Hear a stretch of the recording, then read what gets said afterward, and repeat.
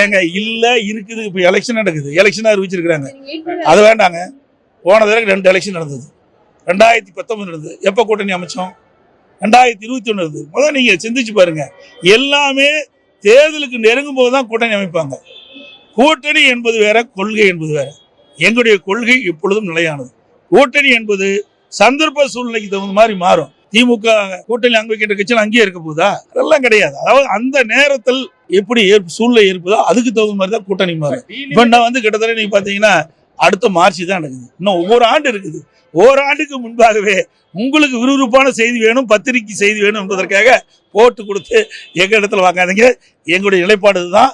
தமிழ்நாட்டு மக்களுடைய பிரச்சனையை ஆளுங்கட்சியா இருந்தாலும் சரி, எதிர்கட்சியா இருந்தாலும் சரி, மக்களுடைய பிரச்சனையை முன்வைத்து மக்களுக்கு தேவையான பிரச்சனை தீர்ப்பு வைப்பதிலே முனைப்பாக இருக்கின்ற கட்சி அதிமுக கட்சி என்பதை தெரிவித்து அனைத்து ஊடகங்களுக்கும் பத்திரிகைகளுக்கும் நன்றி, வணக்கம்.